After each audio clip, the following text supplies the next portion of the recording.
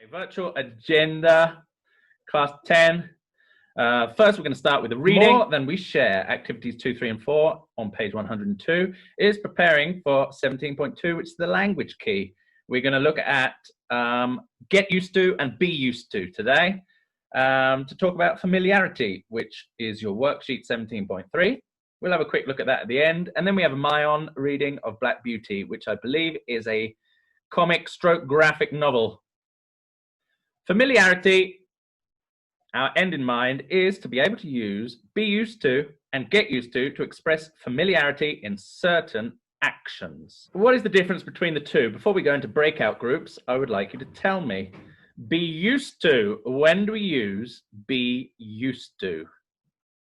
Anybody write down in the chat when we would use be used to. Be used to is for actions that we are very comfortable with. For example, I've been speaking English for all of my life, so I'm used to doing it. Be used to expresses familiarity with a situation you are accustomed to. Good, Alexa, yeah.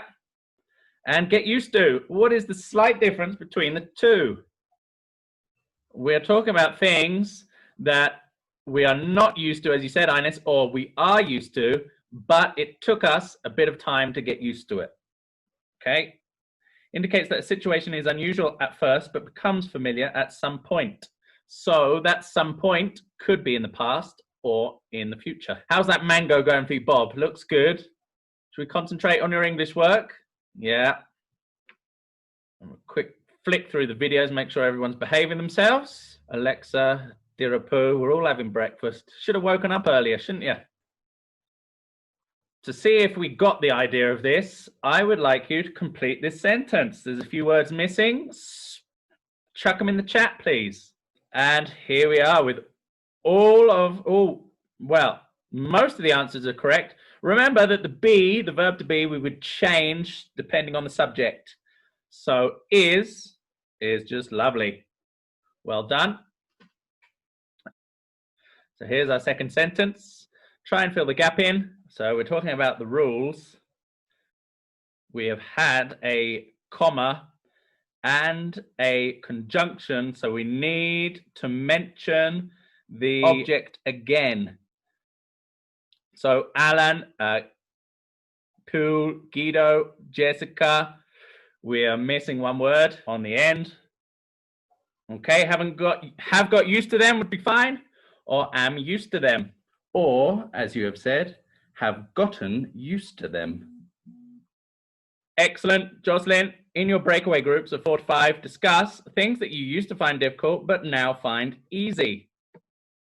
I'll give you 8 minutes, and then the student in the group with the first name alphabetically will present what they talked about. The computer does your groups automatically, so I'm not in control of them. Any problems before we begin?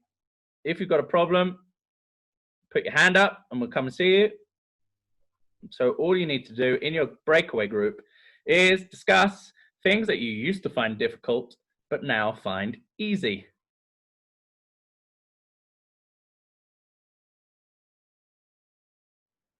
Right, Tinoko?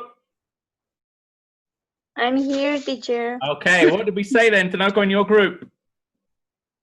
That since the divorce, she has become very sad, but I think she'll get used to her new life. Okay, excellent. Daniela? My classmate said that at the beginning it was hard getting used to the school and online classes, but now it is easier and we all are used to starting in this way. Lovely, thank you, Daniela. Guzman, what about you? Well, we have 2 sentences about it. The first is, originally we didn't understand the Zoom classes well, but now we are used to them. And the second is, at the beginning we were in classes because it was very difficult for us to deliver activities and be focused of what had to be done. Thank you. Well done. Alan, are you still there? Only one. Yeah. My teammates said that they didn't know how to start Zoom meetings, but now they are getting used to them.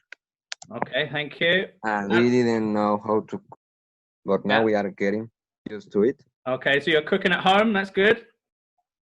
Alison. We find difficult online classes, but now we use them. Okay. Thank you. Azul. We used to find drawing difficult, but now we do it right. Yeah, most of you are very good at drawing. We'll do two more. Edit. Yeah, now I can speak. Good. Well, Max said that he used to think that prompts were difficult. Now he find the prompts easier. I said that first I wasn't used to a big entrainment in basketball, but now I am a big player. And Fabian says he used to think motorcycles were difficult, but now he find them a little easier. And that's all we got. Okay, thank you. Ella, excellent. Okay, we found common that the other teams already said that is we find some classes difficult. We don't know how to use the app, but now we get used to them. Okay, good. Well, that'll do for that. Well done. We have a few minutes left. I want to check idioms. Okay, so I'll go back onto my presentation. Anybody heard of them? Don't remember? I don't know if we've done them actually, because they're not in your syllabus. An idiom is a group of words established by usage as having a meaning not deducible from those of the individual words. When you have a phrase that has nothing logical to do with the meaning, we call it an idiom. Let's have a look at a few. Here we have a few idioms to describe people.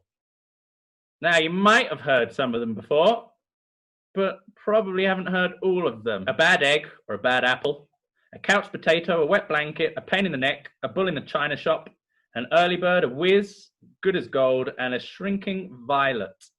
So, here, you should be able to see some meanings.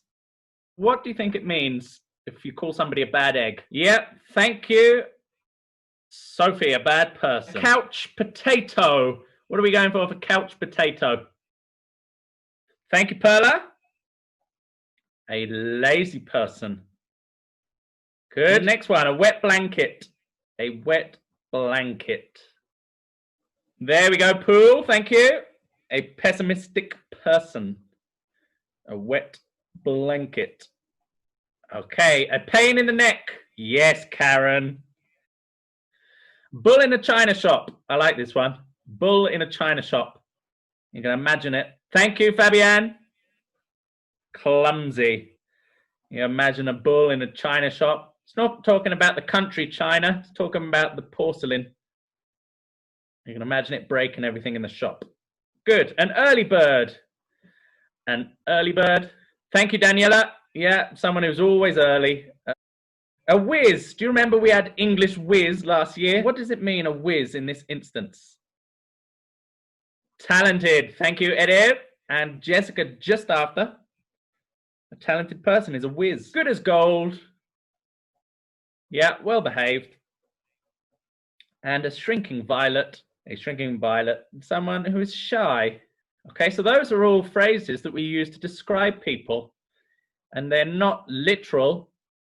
For example, someone who's always early, they're not actually a bird. So it's an idiom. Now, these ones are all for verbs. These last ones. Okay, we have kick the bucket, tie the knot, hit the hay, hold your horses, turn a blind eye, play it by ear, let the cat out of the bag, eat humble pie, and butter someone up. Have you heard any of those before? Here, we have meanings. Kick the bucket then. Anybody heard of a bucket list? Goals? Yeah, bucket list is things to do before you die. And they call it a bucket list because kick the bucket is a phrase we use for when somebody dies. Tie the knot. Exactly, Pooh. Right, tie the knot, everybody. Yeah, tie the knot. Tie the knot means to get married. Hit the hay. Dyra, excellent. We have go to bed. Hold your horses. There we go. Be patient. Turn a blind eye. Thank you, Karen. Ignore something. I'm going to turn a blind eye on that. Play it by ear. Ines and Naira, good. To do something without a plan, you just play it by ear. Okay, so you're not making plans, you just see what happens. Thank you, Borges. Let the cat out of the bag. Yeah, there we go. Reveal a secret. Let the cat out of the bag. Eat humble pie. Well done, Edith. And Ines, it is to admit being wrong. And butter someone up. This happens a lot in our classes, boys and girls. When you are overly nice to somebody because you want something. Like Bob would say, oh, teacher, you're amazing. I love you. You're the best. No, I haven't done my homework. That is buttering someone up. Be overly nice to somebody to gain something yourself. Okay, so those were fun. I hope you've learned something about them. So here is activity 17.3. You have to rewrite the sentences using be used to or get used to in the correct tense. And then you're going to do a little bit of writing about yourself. And in part 3, just correct the sentences. Okay, you're not using idioms in this worksheet. You will find one in activity 17.2. That's why we had a quick look at them. And also we looked at them because they're fun. Maybe we'll do an activity on them again a little bit later.